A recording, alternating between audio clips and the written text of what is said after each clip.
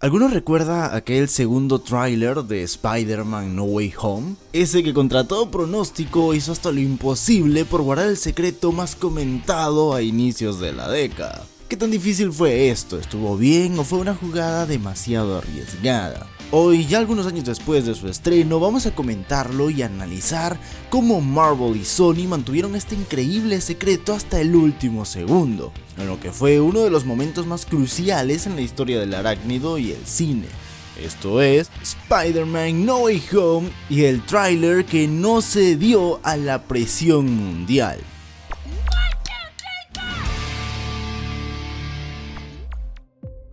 Regresemos a finales del 2021, cuando la pandemia que azotó al mundo parecía llegar lentamente a su fin y el estreno de Spider-Man Sin Camino a Casa se postulaba como el gran evento de fin de año que reuniría nuevamente a las masas tras un largo periodo de encierro. Al igual que pasó con el primer avance y tras un misticismo alrededor del proyecto que fue clave para la promoción del mismo, este segundo tráiler venía a romper el internet, generando una anticipación entre los seguidores que fuera del ámbito de filtrajes y rumores poco o nada del oficial se sabía, siendo este avance el que vendría a aclarar dudas y dejar el camino listo para el tan esperado estreno. Pero Marvel y Sony no contaron con que a tan solo días del lanzamiento del tráiler ocurriría lo que yo llamo el filtraje más grande en la historia de los filtrajes. Esto de los rumores y sobre todo las filtraciones de Spider-Man No Way Home es todo un tema que da para un video ensayo aparte o un expediente completo. Lo que sucedió aquí con esta película fue una cosa de locos. Así como hablamos del gran evento a inicios de la década, también fácilmente podríamos hablar del secreto peor guardado en la historia del cine.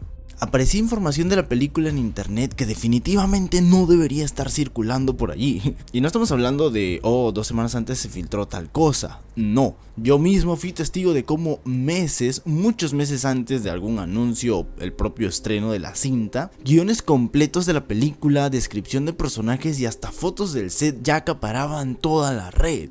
Todo mundo tenía insiders o gente dentro de la industria que sacaba contenido de donde sea, siguiendo rumores y filtrajes que al final resultaron ser ciertos y de alguna forma hoy por hoy, años después del estreno, puedo decir que sí afectaron mi experiencia viendo la película, aunque eso es un tema aparte. Y de alguna forma esto llegó a su punto máximo cuando salieron a la luz estas famosas fotos de John Campea, la prueba definitiva del multiverso confirmado.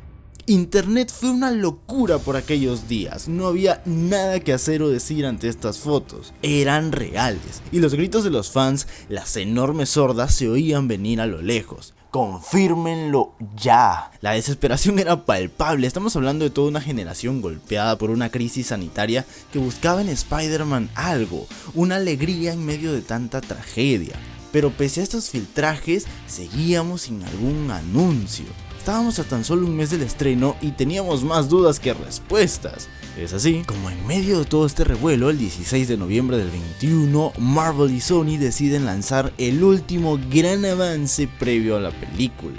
Mucho se especuló sobre el mismo, si bien es sabido que los segundos avances no tienen el alcance del primero, sí suelen ser, curiosamente, los mejores a nivel estructura y épica, tratándose de superhéroes al menos. Ever since I got bit by that spider, I've only had 1 week where my life has felt normal.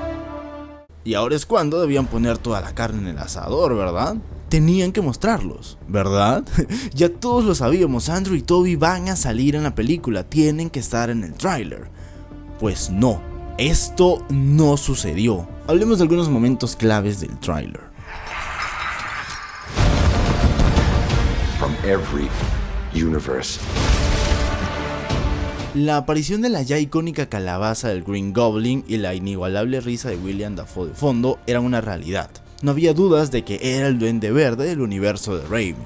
Y seguido a esto, continuando con el tremendo bombazo del tráiler anterior, Alfred Molina como el Doc Ock hacía acto de presencia no solo luchando contra Spidey, quien pierde la máscara por un momento, sino también mencionando que él no es su Spider-Man. Una forma muy inteligente de dar a entender que está presente de alguna forma la versión de Tobey Maguire, pero rehusándose a dar el paso de mostrarlo.